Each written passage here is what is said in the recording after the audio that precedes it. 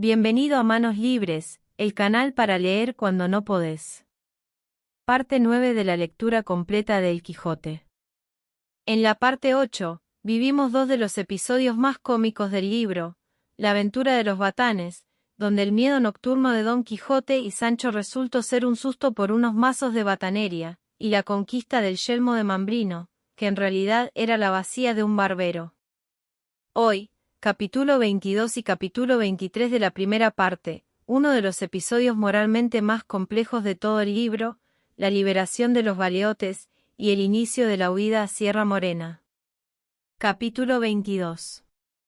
De la libertad que dio Don Quijote a muchos desdichados que, mal de su grado, los llevaban donde no quisieran ir.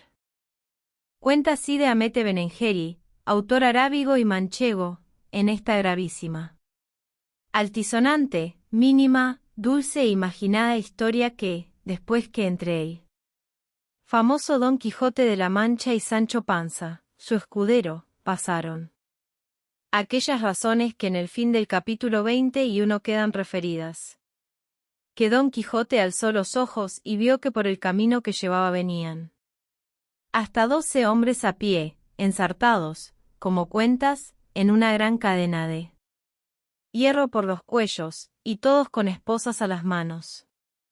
Venían ansimismo con ellos 2 hombres de a caballo y 2 de a pie, los de a caballo, con escopetas de rueda, y los de a pie, con dardos y espadas, y que así como Sancho Panza los vido, dijo: Esta es cadena de galeotes, gente forzada del rey, que va a las galeras.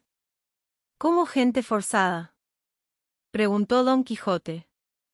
Es posible que el rey haga fuerza a ninguna gente.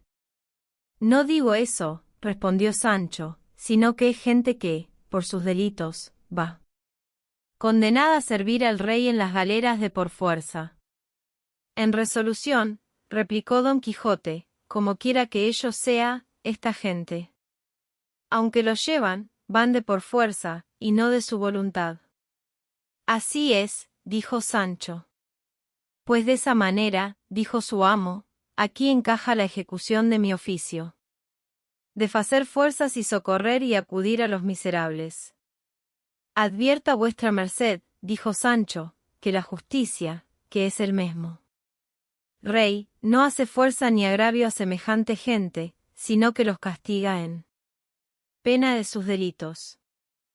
Llegó, en esto, la cadena de los galeotes, y Don Quijote, con muy corteses razones, pidió a los que iban en su guarda fuesen servidos de informalle y decille la causa, o causas, porque llevan aquella gente de aquella manera.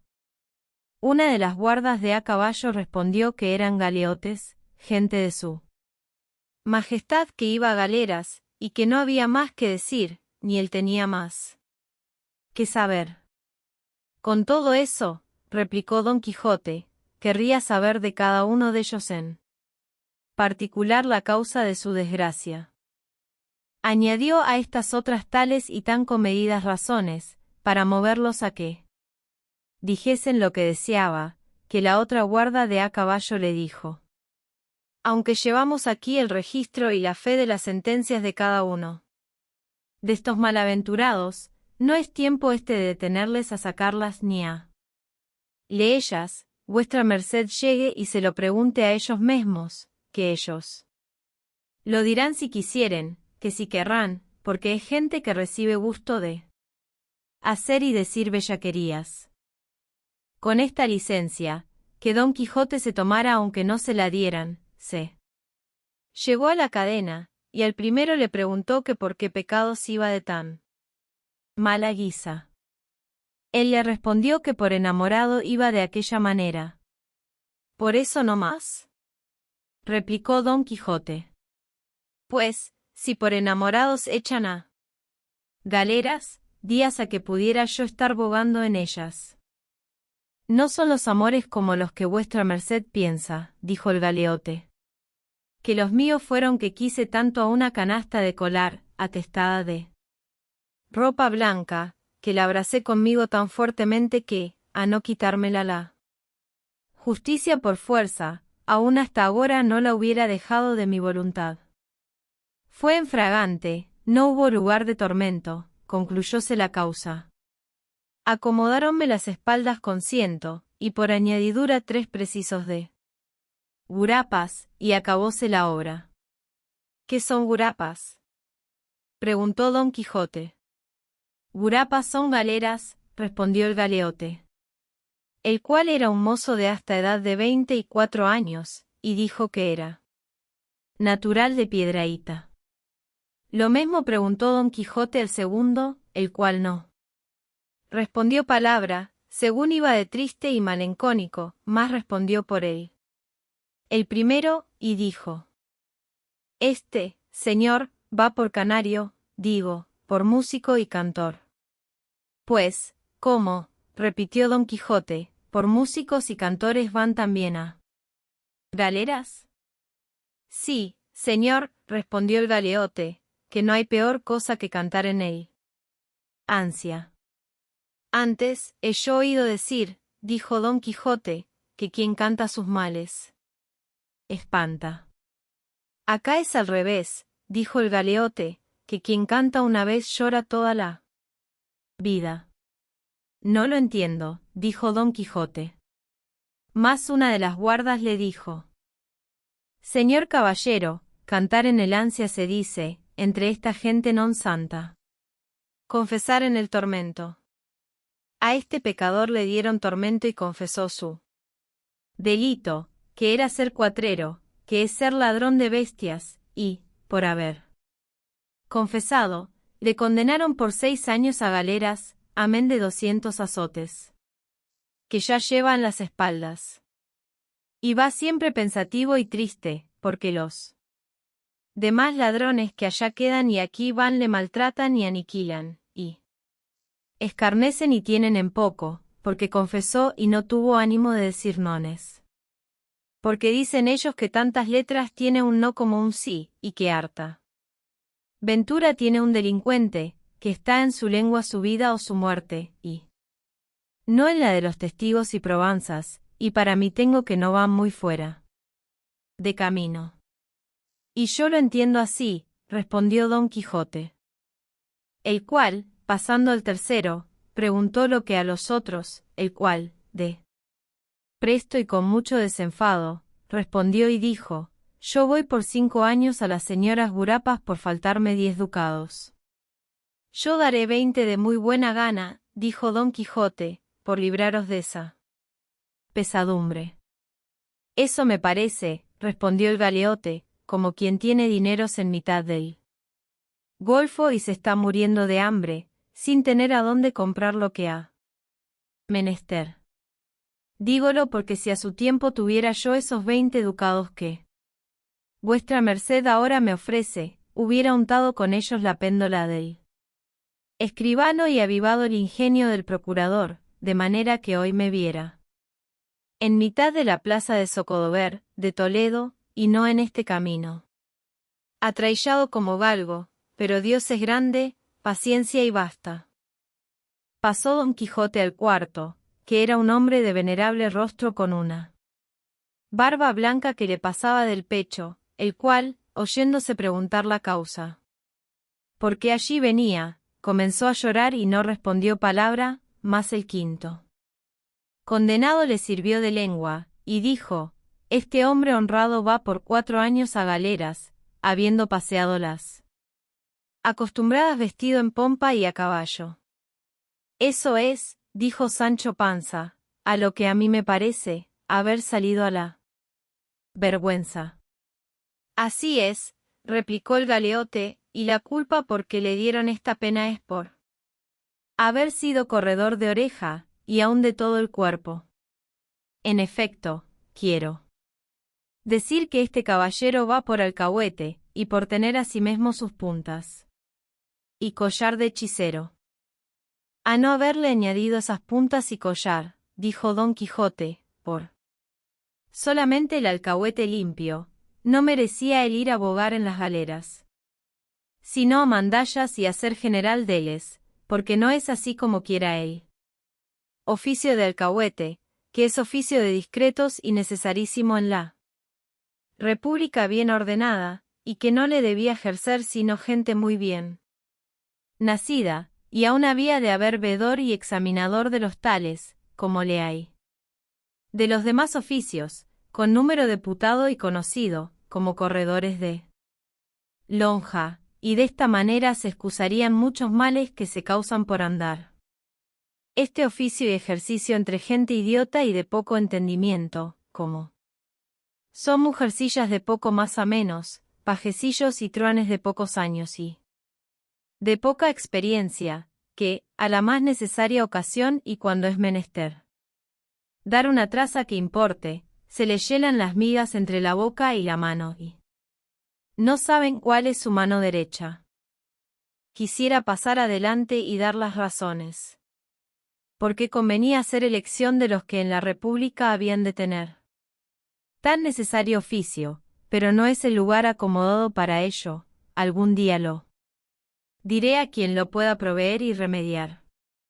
Solo digo ahora que la pena que me ha causado ver estas blancas canas y este rostro venerable en tanta fatiga, por alcahuete, me la ha quitado el adjunto de ser hechicero, aunque bien sé que no hay hechizos en el mundo que puedan mover y forzar la voluntad, como algunos simples piensan, que es libre nuestro albedrío, y no hay yerba ni encanto que le fuerce.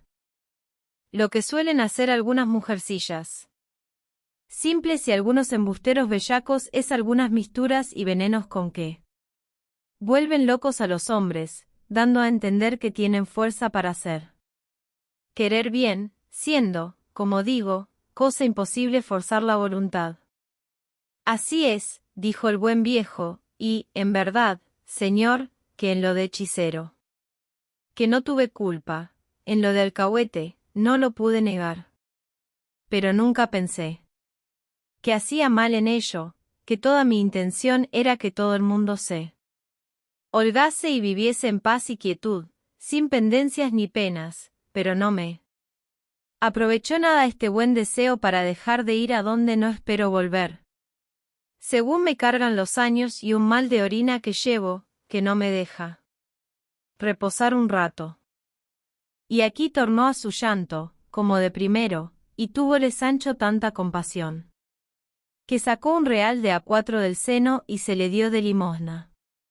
Pasó adelante Don Quijote, y preguntó a otro su delito, el cual respondió con no menos, sino con mucha más gallardía que el pasado. Yo voy aquí porque me burlé demasiadamente con 2 primas hermanas mías, y con otras 2 hermanas que no lo eran mías, finalmente, tanto me burlé con todas, que resultó de la burla crecer la parentela, tan intricadamente que no hay diablo que la declare. Probóseme todo, faltó favor, no tuve dineros. Víame a pique de perder los tragaderos, sentenciáronme a galeras por 6 años, consentí, castigo es de mi culpa, mozo soy, dure la vida, que con ella todo se alcanza. Si vuestra merced, señor caballero, lleva alguna cosa con que socorrer a estos pobretes, Dios se lo pagará en el cielo, y nosotros tendremos en la tierra cuidado de rogar a Dios en nuestras oraciones por la vida y salud de vuestra merced, que sea tan larga y tan buena como su buena presencia merece. Este iba en hábito de estudiante, y dijo una de las guardas que era muy grande hablador y muy gentil latino. Tras todos estos, venía un hombre de muy buen parecer, de edad de 30 años, sino que al mirar metía el un ojo en el otro un poco. Venía diferentemente atado que los demás, porque traía una cadena al pie, tan grande que se la liaba por todo el cuerpo, y 2 argollas a la garganta, la una en la cadena, y la otra de las que llaman guardaamigo o pie de amigo, de la cual descendían 2 hierros que llegaban a la cintura, en los cuales se hacían 2 esposas, donde llevaba las manos, cerradas con un grueso candado. De manera que ni con las manos podía llegar a la boca, ni podía bajarla cabeza a llegar a las manos. Preguntó Don Quijote que cómo iba aquel hombre, con tantas prisiones más que los otros. Respondióle la guarda porque tenía aquel solo más delitos que todos los otros juntos, y que era tan atrevido y tan grande bellaco que, aunque le llevaban de aquella manera, no iban seguros dél, sino que temían que se les había de huir. ¿Qué delitos puede tener, dijo Don Quijote, si no han merecido más pena? ¿Qué echalle a las galeras? Va por 10 años, replicó la guarda, que es como muerte civil. No sé. Quiera saber más, sino que este buen hombre es el famoso Ginés de Pasamonte, que por otro nombre llaman Ginesillo de Parapilla. Señor comisario, dijo entonces el galeote, váyase poco a poco, y no andemos ahora a deslindar nombres y sobrenombres. Ginés me llamo y no Ginesillo, y Pasamonte es mi alcurnia, y no Parapilla, como Boacé dice, y cada uno se dé una vuelta a la redonda, y no hará poco. Hable con menos tono, replicó el comisario, señor ladrón de más de la marca, si no quiere que le haga callar, mal que le pese. Bien parece, respondió el galeote, que va el hombre como Dios es servido. Pero algún día sabrá alguno si me llamo Ginesillo de Parapilla o no. Pues, no te llaman ansí, embustero, dijo la guarda. Si llaman, respondió Ginés, más yo haré que no me lo llamen, o me las pelaría donde yo digo entre mis dientes. Señor caballero, si tiene algo que darnos, denoslo ya, y vaya con Dios, que ya enfada con tanto querer saber vidas ajenas, y si la mía quiere saber, sepa que yo soy Ginés de Pasamonte, cuya vida está escrita por estos pulgares.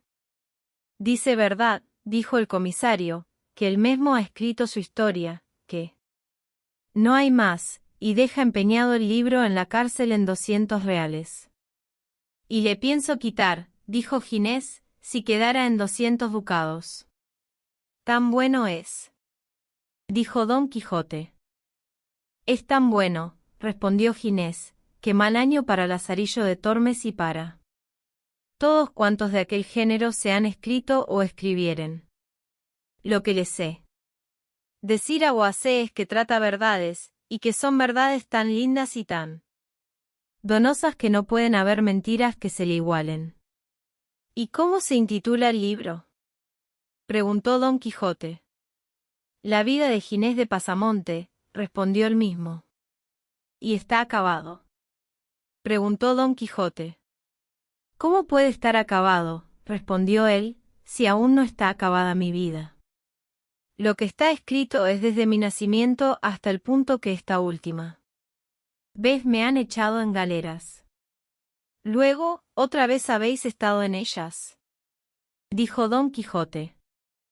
Para servir a Dios y al rey, otra vez he estado 4 años, y ya sé a qué sabe el bizcocho y el corbacho, respondió Ginés, y no me pesa mucho de ir a ellas, porque allí tendré lugar de acabar mi libro, que me quedan muchas cosas que decir, y en las galeras de España hay más sosiego de aquel que sería menester, aunque no es menester mucho más para lo que yo tengo de escribir, porque me lo sé de coro. Hábil pareces, dijo Don Quijote. Y desdichado, respondió Ginés, porque siempre las desdichas persiguen al buen ingenio. Persiguen a los bellacos, dijo el comisario. Ya le he dicho, señor comisario, respondió Pasamonte, que se vaya poco a poco, que aquellos señores no le dieron esa vara para que maltratase a los pobretes que aquí vamos, sino para que nos guiase y llevase a donde su Majestad manda. Si no, por vida de basta, que podría ser que saliesen algún día en la colada las manchas que se hicieron en la venta, y todo el mundo calle, y viva bien, y hable mejor y caminemos, que ya es Mucho regodeo este. Alzó la vara en alto el comisario para dar a Pasamonte en respuesta de sus amenazas, mas Don Quijote se puso en medio y le rogó que no le maltratase. Pues no era mucho que quien llevaba tan atadas las manos tuviese algún tanto suelta la lengua. Y, volviéndose a todos los de la cadena, dijo: De todo cuanto me habéis dicho, hermanos carísimos, he sacado en limpio que, aunque os han castigado por vuestras culpas, las penas que vais a padecer no os dan mucho gusto, y que vais a ellas muy de mala gana y muy contra vuestra voluntad, y que podría ser que el poco ánimo que aquel tuvo en el tormento, la falta de dineros de éste, el poco favor del otro y, finalmente, el torcido juicio del juez, hubiese sido causa de vuestra perdición y de no haber salido con la justicia que de vuestra parte teníades. Todo lo cual se me representa a mí ahora en la memoria de manera que me está diciendo, persuadiendo y aun forzando que muestre con vosotros el efecto para que el cielo me arrojó al mundo, y me hizo profesar en él la orden de caballería que profeso, y el voto que en ella hice de favorecer a los menesterosos y opresos de los mayores. Pero, porque sé que una de las partes de la prudencia es que lo que se puede hacer por bien no se haga por mal, quiero rogar a estos señores guardianes y comisarios sean servidos de desataros y dejaros ir en paz, que no faltarán otros que sirvan al rey en mejores ocasiones, porque me parece duro caso hacer esclavos a los que Dios y naturaleza hizo libres. Cuanto más, señores guardas, añadió Don Quijote, que estos pobres no han cometido nada contra vosotros. Allá se lo haya cada uno con su pecado, Dios hay en el cielo, que no se descuida de castigar al malo ni de premiar al bueno, y no es bien que los hombres honrados sean verdugos de los otros hombres, no yéndoles nada en ello. Pido esto con esta mansedumbre y sosiego, porque tenga, si lo cumplís, algo que agradeceros. Y, cuando de grado no lo hagáis, esta lanza y esta espada, con el valor de mi brazo, harán que lo hagáis por fuerza. Donosa majadería. Respondió el comisario, bueno está el donaire con que ha salido a cabo de rato. Los forzados del rey quiere que le dejemos, como si tuviéramos autoridad para soltarlos o él la tuviera para mandárnoslo. Váyase vuestra merced, señor, norabuena, su camino adelante, y enderécese ese bacín que trae en la cabeza, y no ande buscando 3 pies al gato. Vos sois el gato, y el rato, y el bellaco, respondió Don Quijote. Y, diciendo y haciendo, arremetió con él tan presto que, sin que tuviese lugar de ponerse en defensa, dio con él en el suelo, malherido de una lanzada, y avínole bien, que este era el de la escopeta. Las demás guardas quedaron atónitas y suspensas del no esperado acontecimiento, pero, volviendo sobre sí, pusieron mano a sus espadas los de a caballo, y los de a pie a sus dardos, y arremetieron a Don Quijote, que con mucho sosiego los aguardaba, y, sin duda, lo pasara mal si los galeotes, viendo la ocasión que se les ofrecía de alcanzar libertad, no la procuraran, procurando romper la cadena donde venían ensartados. Fue la revuelta de manera que las guardas, ya por acudir a los galeotes, que se desataban, ya por acometer a Don Quijote, que los acometía, no hicieron cosa que fuese de provecho.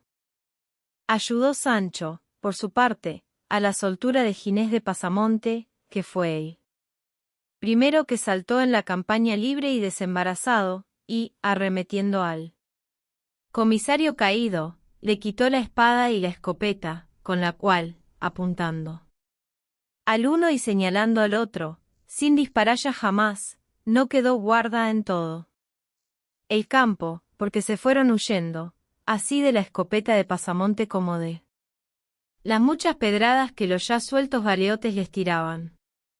Entristecióse mucho Sancho de este suceso, porque se le representó que los que iban huyendo habían de dar noticia del caso a la Santa Hermandad, la cual, a campana herida, saldría a buscar los delincuentes, y así se lo dijo a su amo, y le rogó que luego de allí se partiesen y se emboscasen en la sierra, que estaba cerca.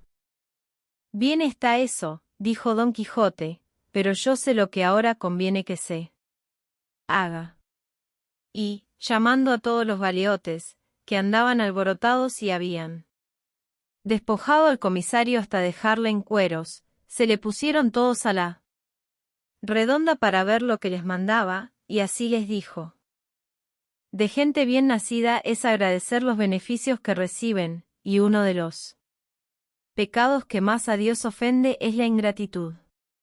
Dígolo porque ya habéis visto, señores, con manifiesta experiencia, el que de mí habéis recibido, en pago del cual querría, y es mi voluntad, que, cargados de esa cadena que quité de vuestros cuellos, luego os pongáis en camino y vais a la ciudad del Toboso, y allí os presentéis ante la señora Dulcinea del Toboso y le digáis que su caballero, el de la triste figura, se le envía a encomendar. Y le contéis, punto por punto, todos los que ha tenido esta famosa aventura, hasta poneros en la deseada libertad, y, hecho esto, os podréis ir donde quisiéredes a la buena aventura. Respondió por todo Ginés de Pasamonte, y dijo: lo que vuestra merced nos manda, señor y libertador nuestro, es imposible. De toda imposibilidad cumplirlo, porque no podemos ir juntos por dos caminos, sino solos y divididos, y cada uno por su parte, procurando meterse en las entrañas de la tierra, por no ser hallado de la Santa Hermandad, que, sin duda alguna, ha de salir en nuestra busca. Lo que vuestra merced puede hacer, y es justo que haga, es mudar ese servicio y montajo de la señora Dulcinea del Toboso en alguna cantidad de avemarías y credos, que nosotros diremos por la intención de vuestra merced, y esta es cosa que se podrá cumplir de noche y de día, huyendo o reposando, en paso, en guerra, pero pensar que hemos de volver ahora a las ollas de Egipto, digo, a tomar nuestra cadena y a ponernos en camino del Toboso, es pensar que es ahora de noche, que aún no son las 10 del día, y es pedir a nosotros eso como pedir peras al olmo.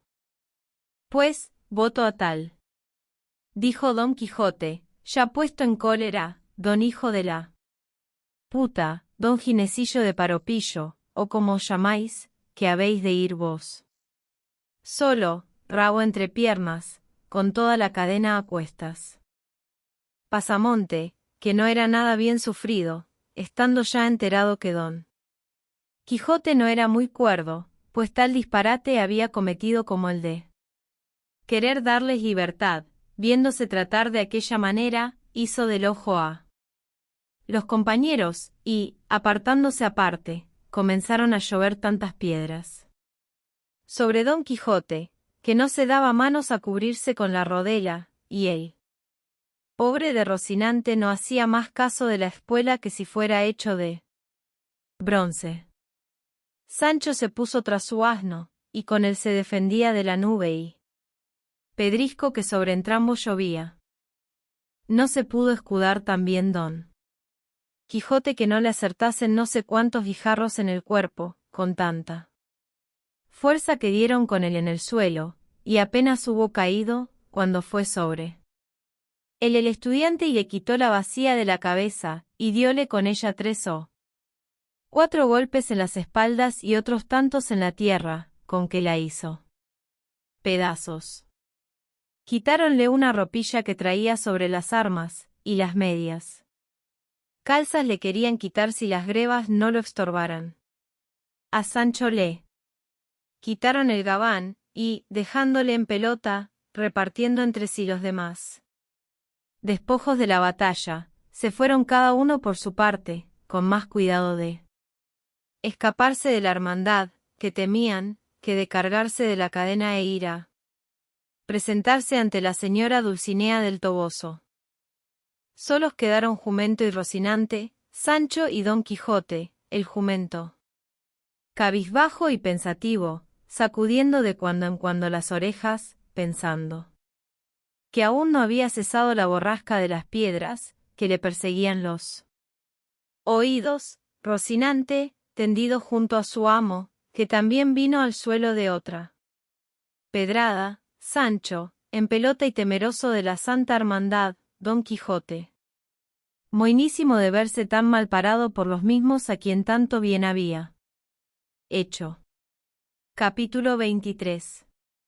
De lo que le aconteció al famoso Don Quijote en Sierra Morena, que fue una de las más raras aventuras que en esta verdadera historia se cuentan viéndose tan mal parado Don Quijote, dijo a su escudero. Siempre, Sancho, lo he oído decir, que el hacer bien a villanos es echar agua en la mar. Si yo hubiera creído lo que me dijiste, yo hubiera excusado esta pesadumbre, pero ya está hecho, paciencia, y escarmentar para desde aquí adelante. Así escarmentará vuestra merced, respondió Sancho, como yo soy turco. Pero, pues dice que si me hubiera creído se hubiera excusado este daño.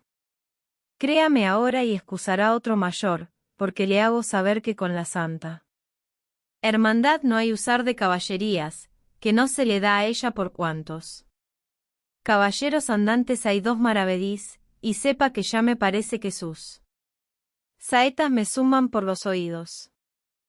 Naturalmente eres cobarde, Sancho, dijo Don Quijote, pero, ¿por qué no digas que soy contumaz y que jamás hago lo que me aconsejas, por esta vez?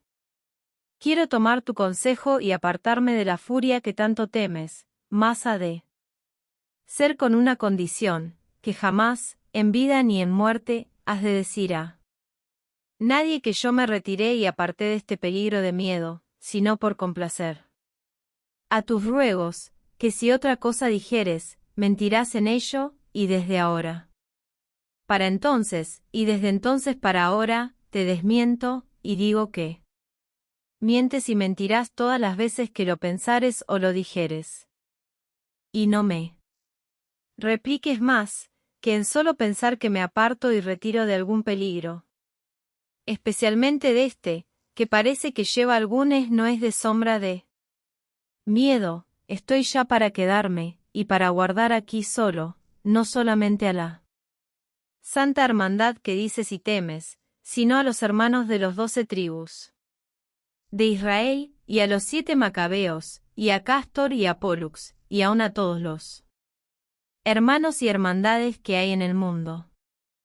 Señor, respondió Sancho, que el retirar no es huir, ni el esperar es cordura, cuando el peligro sobrepuja la esperanza, y de sabios es guardarse hoy para mañana y no aventurarse todo en un día. Y sepa que, aunque safi villano, todavía se me alcanza algo de esto que llaman buen gobierno, así que, no se arrepienta de haber tomado mi consejo, sino suba en Rocinante, si puede, o si no yo le ayudaré, y sígame, que el caletre me dice que hemos menester ahora más los pies que las manos. Subió Don Quijote, sin replicarle más palabra, y, guiando Sancho sobre su asno, se entraron por una parte de Sierra Morena, que allí junto estaba, llevando Sancho intención de atravesarla toda e ir a salir al Viso, o a Almodóvar del Campo, y esconderse algunos días por aquellas asperezas, por no ser hallados si la hermandad los buscase. Animóle a esto haber visto que de la refriega de los galeotes se había escapado libre la despensa que sobre su asno venía, cosa que la juzgó a milagro, según fue lo que llevaron y buscaron los galeotes. Así como Don Quijote entró por aquellas montañas, se le alegró el corazón, pareciéndole aquellos lugares acomodados para las aventuras que buscaba. Reducíansele a la memoria los maravillosos acaecimientos que en semejantes soledades y asperezas habían sucedido a caballeros andantes. Iba pensando en estas cosas, tan embebecido y transportado en ellas que de ninguna otra se acordaba. Ni Sancho llevaba otro cuidado, después que le pareció que caminaba por parte segura, sino de satisfacer su estómago con los relieves que del despojo clerical habían quedado, y así, iba tras su amo sentado la mujeriega sobre su jumento, sacando de un costal y embaulando en su panza, y no se le diera por hallar otra aventura, entre tanto que iba de aquella manera, un ardite.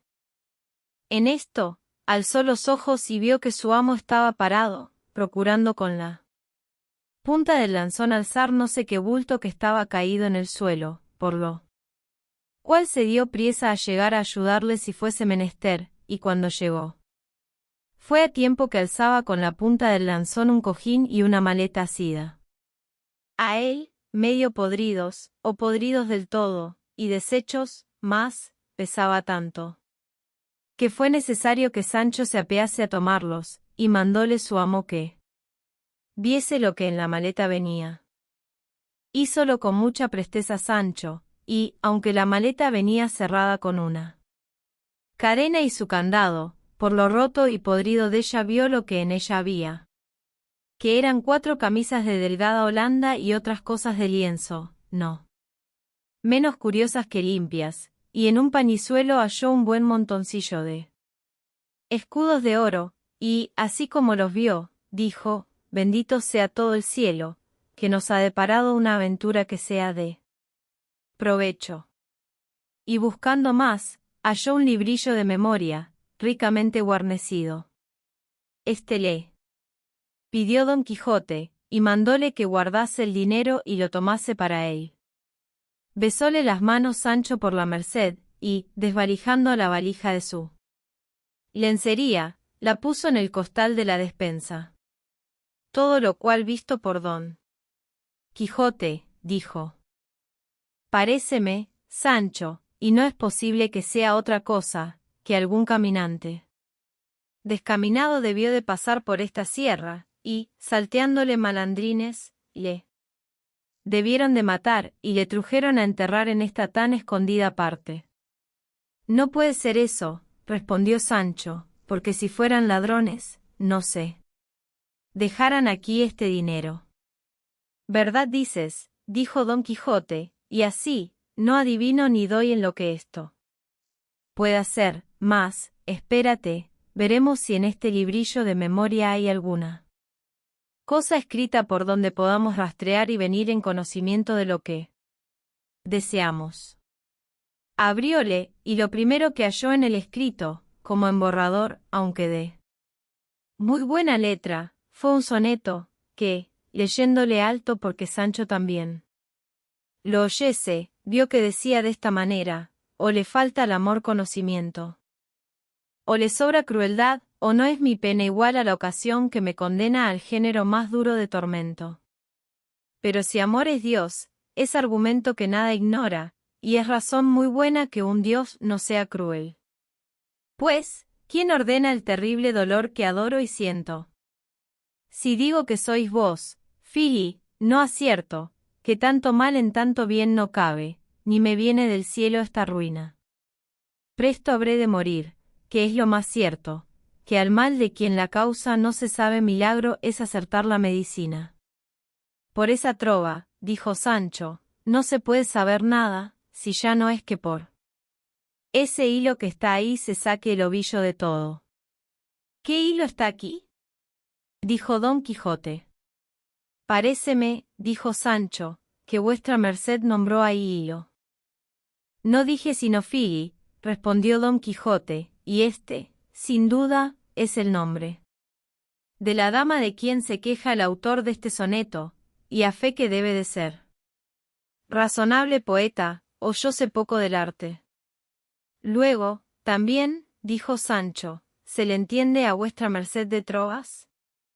Y más de lo que tú piensas, respondió Don Quijote, y veráslo cuando lleves una carta, escrita en verso de arriba abajo, a mi señora Dulcinea del Toboso.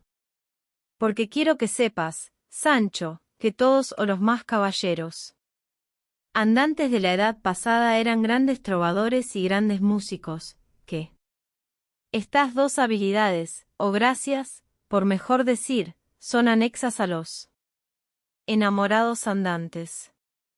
Verdad es que las coplas de los pasados caballeros tienen más de espíritu que de primor.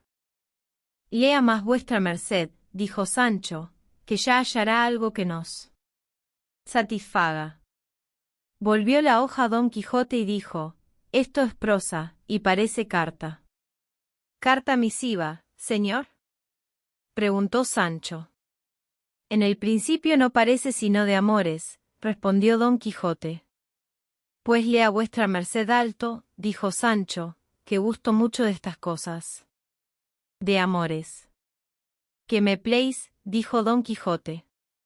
Y, leyéndola alto, como Sancho se lo había rogado, vio que decía de esta manera. Tu falsa promesa y mi cierta desventura me llevan a parte donde antes volverán a tus oídos las nuevas de mi muerte que las razones de mis quejas. Desechásteme, oh ingrata, por quien tiene más, no por quien vale más que yo, más si la virtud fuera riqueza que se estimara, no envidiara yo dichas ajenas ni llorara desdichas propias. Lo que levantó tu hermosura han derribado tus obras, por ella entendí que eras ángel, y por ellas conozco que eres mujer. Quédate en paz, causadora de mi guerra, y haga el cielo que los engaños de tu esposo estén siempre encubiertos, porque tú no quedes arrepentida de lo que hiciste y yo no tome venganza de lo que no deseo. Acabando de leer la carta, dijo Don Quijote. Menos por esta que por los versos se puede sacar más de que quien la escribió es algún desdeñado amante. Y, hojeando casi todo el librillo, halló otros versos y cartas, que algunos pudo leer y otros no, pero lo que todos contenían eran quejas, lamentos, desconfianzas, sabores y sinsabores, favores y desdenes, solenizados los unos y llorados los otros.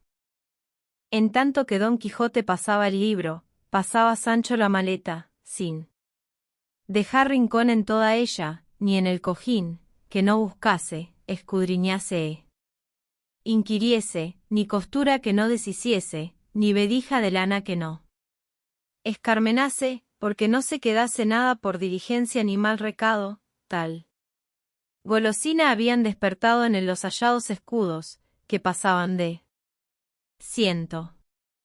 Y, aunque no halló más de lo hallado, dio por bien empleados los vuelos de la manta, el vomitar del brebaje, las bendiciones de las estacas, las puñadas del arriero, la falta de las alforjas, el robo del gabán y toda la hambre, sed y cansancio que había pasado en servicio de su buen señor, pareciéndole que estaba más que re bien pagado con la merced recebida de la entrega del hallazgo. Con gran deseo quedó el caballero de la triste figura de saber quién fuese el dueño de la maleta, conjeturando, por el soneto y carta, por el dinero en oro y por las tan buenas camisas, que debía de ser de algún principal enamorado, a quien desdenes y malos tratamientos de su dama debían de haber conducido a algún desesperado término.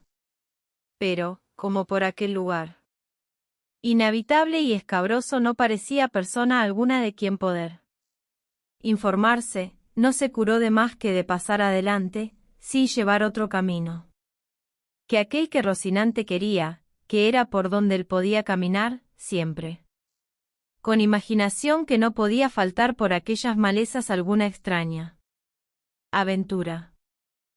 Yendo, pues, con este pensamiento, vio que, por cima de una montañuela que delante de los ojos se le ofrecía, iba saltando un hombre, de risco en risco y de mata en mata, con extraña ligereza. Figurósele que iba desnudo. La barba negra y espesa, los cabellos muchos y reabultados, los pies descalzos y las piernas sin cosa alguna, los muslos cubrían unos calzones.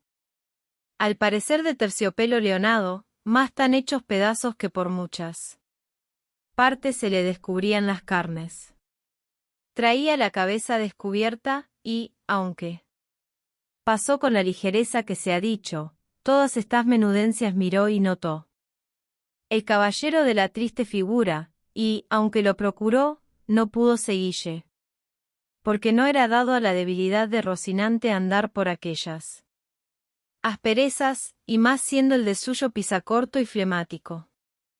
Luego imaginó don Quijote que aquel era el dueño del cojín y de la maleta, y propuso en sí de buscalle, aunque supiese andar un año por aquellas montañas hasta hallarle. Y así, mandó a Sancho que se apease del asno y atajase por la una parte de la montaña, que él iría por la otra y podría ser que topasen, con esta diligencia, con aquel hombre que con tanta priesa se les había quitado de delante. No podré hacer eso, respondió Sancho, porque, en apartándome de vuestra merced, luego es conmigo el miedo, que me asalta con 1000 géneros de sobresaltos y visiones. Y sírvale esto que digo de aviso, para que de aquí adelante no me aparte un dedo de su presencia.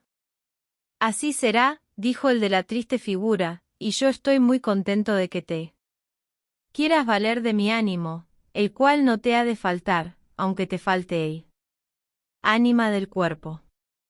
Y vente ahora tras mí poco a poco, o como pudieres, y haz de los ojos lanternas, rodearemos esta serrezuela, quizá toparemos con aquel hombre que vimos, el cual, sin duda alguna, no es otro que el dueño de nuestro hallazgo.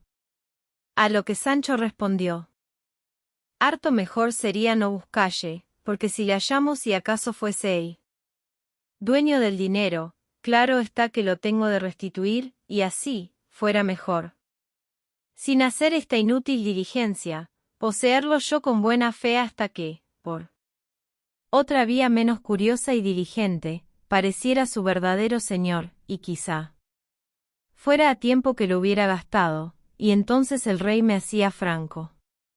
Engáñaste en eso, Sancho, respondió don Quijote, que, ya que hemos caído en sospecha de quién es el dueño, cuasi delante, estamos obligados a buscarle y volvérselos, y, cuando no le buscásemos, la vehemente sospecha que tenemos de que él lo sea nos pone ya en tanta culpa como si lo fuese.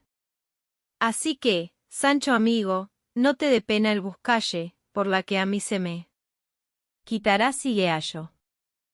Y así, picó a Rocinante, y siguióle Sancho con su acostumbrado jumento, y, habiendo rodeado parte de la montaña, hallaron en un arroyo, caída, muerta, y medio comida de perros y picada de grajos, una mula ensillada y enfrenada, todo lo cual confirmó en ellos más la sospecha de que aquel que huía era el dueño de la mula y del cojín. Estándola mirando, oyeron un silbo como de pastor que guardaba ganado, y a deshora, a su siniestra mano, parecieron una buena cantidad de cabras, y tras ellas, por cima de la montaña, pareció el cabrero que las guardaba, que era un hombre anciano. Dióle voces don Quijote, y rogóle que bajase. ¿Dónde estaban? Él respondió a gritos que quién les había traído por aquel lugar, pocas o ningunas veces pisados sino de pies de cabras o de lobos y otras fieras que por allí andaban. Respondióle Sancho que bajase, que de todo le darían buena cuenta. Bajó el cabrero, y, en llegando a donde don Quijote estaba, dijo: apostaré que está mirando la mula de alquiler que está muerta en esa hondonada. Pues a buena fe que haya 6 meses que está en ese lugar. Díganme, ¿han topado por ahí a su dueño? No hemos topado a nadie, respondió Don Quijote, sino a un cojín y a una maletilla que no lejos de este lugar hallamos. También la hallé yo, respondió el cabrero, mas nunca la quise alzar ni llegar a ella, temeroso de algún desmán y de que no me la pidiesen por de hurto, que es el diablo sotil, y debajo de los pies se levanta hombre.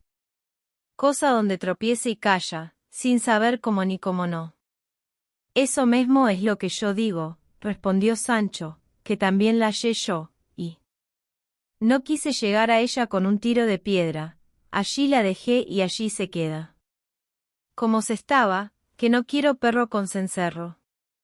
Decime, buen hombre, dijo Don Quijote, ¿sabéis vos quién sea el dueño de estas prendas? Lo que sabré yo decir, dijo el cabrero, es que habrá al pie de 6 meses, poco más a menos, que llegó a una majada de pastores, que estará como 3 leguas de este lugar, un mancebo de gentil talle y apostura. Caballero sobre esa misma mula que ahí está muerta, y con el mismo cojín y maleta que decís que hallastes y no tocastes. Preguntónos que cuál parte de esta sierra era la más áspera y escondida, dijímosle que era esta donde ahora estamos, y es ansí la verdad, porque si entráis media legua más adentro, quizá no acertaréis a salir, y estoy maravillado de cómo habéis podido llegar aquí, porque no hay camino ni senda que a este lugar encamine. Digo, pues, que, en oyendo nuestra respuesta el mancebo, volvió las riendas y encaminó hacia el lugar donde le señalamos, dejándonos a todos contentos de su buen talle, y admirados de su demanda y de la priesa con que le víamos caminar y volverse hacia la sierra, y desde entonces nunca más le vimos, hasta que desde allí a algunos días salió el camino a uno de nuestros pastores, y, sin decille nada, se llegó a él y le dio muchas puñadas y coces, y luego se fue a la borrica del hato y le quitó cuanto pan y queso en ella traía, y, con extraña ligereza, hecho esto, se volvió a emboscar en la sierra. Como esto supimos algunos cabreros, le anduvimos a buscar casi 2 días por lo más cerrado de esta sierra, al cabo de los cuales le hallamos metido en el hueco de un grueso y valiente alcornoque. Salió a nosotros con mucha mansedumbre, ya roto el vestido, y el rostro disfigurado y tostado del sol, de tal suerte que apenas le conocíamos, sino que los vestidos, aunque rotos, con la noticia que de ellos teníamos, nos dieron a entender que era el que buscábamos. Saludónos cortésmente, y en pocas y muy buenas razones nos dijo que no nos maravillásemos de verle andar de aquella suerte, porque así le convenía, para cumplir cierta penitencia que por sus muchos pecados le había sido impuesta. Rogámosle que nos dijese quién era, mas nunca lo pudimos acabar con él. Pedímosle también que, cuando hubiese menester el sustento, sin él, cual no podía pasar, nos dijese dónde le hallaríamos, porque con mucho amor y cuidado se lo llevaríamos, y que si esto tampoco fuese de su gusto, que, a lo menos, saliese a pedirlo, y no a quitarlo a los pastores. Agradeció nuestro ofrecimiento, pidió perdón de los asaltos pasados, y ofreció de pedillo de allí adelante por amor de Dios, sin dar molestia alguna a nadie. En cuanto a lo que tocaba a la estancia de su habitación, dijo que no tenía otra que aquella que le ofrecía la ocasión donde le tomaba la noche, y acabó su plática con un tan tierno llanto, que bien fuéramos de piedra los que escuchado le habíamos, si en él no le acompañáramos, considerándole como le habíamos visto la vez primera, y cuál le veíamos entonces. Porque, como tengo dicho, era un muy gentil y agraciado mancebo, y en sus corteses y concertadas razones mostraba ser bien nacido y muy cortesana persona, que, puesto que éramos rústicos los que le escuchábamos, su gentileza era tanta, que bastaba darse a conocer a la misma rusticidad. Y, estando en lo mejor de su plática, paró y enmudecióse, clavó los ojos en el suelo por un buen espacio, en el cual todos estuvimos quedos y suspensos, esperando en que había de parar aquel embelesamiento, con no poca lástima de verlo. Porque, por lo que hacía de abrir los ojos, estar fijo mirando al suelo sin mover pestaña gran rato, y otras veces cerrarlos, apretando los labios y enarcando las cejas, fácilmente conocimos que algún accidente de locura le había sobrevenido. Mas él nos dio a entender presto ser verdad lo que pensábamos, porque se levantó con gran furia del suelo, donde se había echado, y arremetió con el primero que halló junto a sí, con tal denuedo y rabia que, si no se le quitáramos, le matara a puñadas y a bocados, y todo. Esto hacía, diciendo, fementido Fernando. Aquí me pagarás la sin razón que me hiciste, estas manos te sacarán el corazón, donde albergan. Y tienen manida todas las maldades juntas, principalmente la fraude y el engaño. Y a estas añadía otras razones, que todas se encaminaban a decir mal de aquel Fernando y a tacharle de traidor y fementido. Quitámosele, pues, con no poca pesadumbre, y él, sin decir más palabra, se apartó de nosotros y se emboscó corriendo por entre estos jarales y malezas, de modo que nos imposibilitó el seguille. Por esto conjeturamos que la locura le venía a tiempos, y que alguno que se llamaba Fernando le debía de haber hecho alguna mala obra, tan pesada cuanto lo mostraba el término a que le había conducido.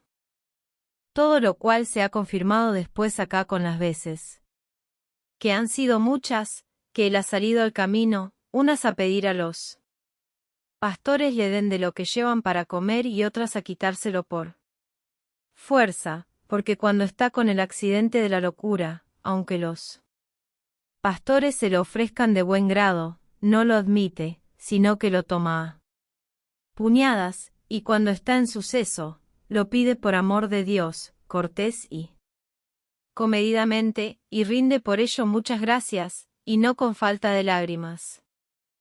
Y en verdad os digo, señores, prosiguió el cabrero, que ayer determinamos, yo y 4 zagales, los 2 criados y los 2 amigos míos, de buscarle, hasta tanto que le hallemos, y, después de hallado, ya por fuerza ya por grado, le hemos de llevar a la villa de Almodóvar, que está de aquí 8 leguas, y allí le curaremos, si es que su mal tiene cura, o sabremos quién es cuando esté en suceso, y si tiene parientes a quien dar noticia de su desgracia.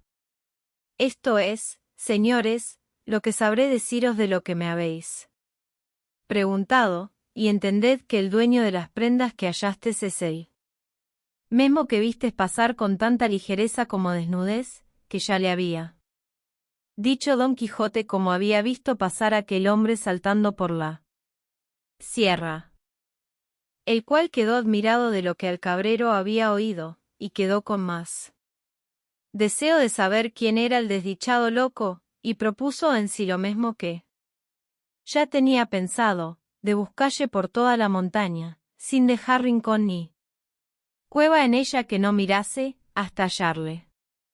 Pero hizo lo mejor la suerte de lo que él pensaba ni esperaba, porque en aquel mismo instante pareció, por entre una quebrada de una sierra que salía donde ellos estaban, el mancebo que buscaba, el cual venía hablando entre sí cosas que no podían ser entendidas de cerca, cuanto más de lejos. Su traje era cual se ha pintado. Solo que, llegando cerca, vio Don Quijote que un coleto hecho pedazos que sobre sí traía era de ámbar, por donde acabó de entender que persona que tales hábitos traía no debía de ser de ínfima calidad. En llegando el mancebo a ellos, les saludó con una voz desentonada y bronca, pero con mucha cortesía. Don Quijote le volvió las saludes con no menos comedimiento, y, apeándose de Rocinante, con gentil continente y donaire, le fue a abrazar y le tuvo un buen espacio estrechamente entre sus brazos, como si de luengos tiempos le hubiera conocido. El otro, a quien podemos llamar el roto de la mala figura, como a Don Quijote el de la triste, después de haberse dejado abrazar, le apartó un poco de sí, y, puestas sus manos en los hombros de Don Quijote, le estuvo mirando, como que quería ver si le conocía, no menos admirado quizá de ver la figura, talle y armas de Don Quijote, que Don Quijote lo estaba de verle a él. En resolución, el primero que habló después del abrazamiento fue el roto, y dijo lo que se dirá adelante. Hasta acá la parte 9. En la parte 10 seguimos con los capítulos XIV y 25, el encuentro con el roto de la mala figura, y la penitencia de Don Quijote en Sierra Morena imitando a Amadís de Gaula. Suscríbete y activa la campana para no perderte ninguna entrega. Nos vemos en la próxima parte. Cards sugeridas, próximamente parte 10 del Quijote.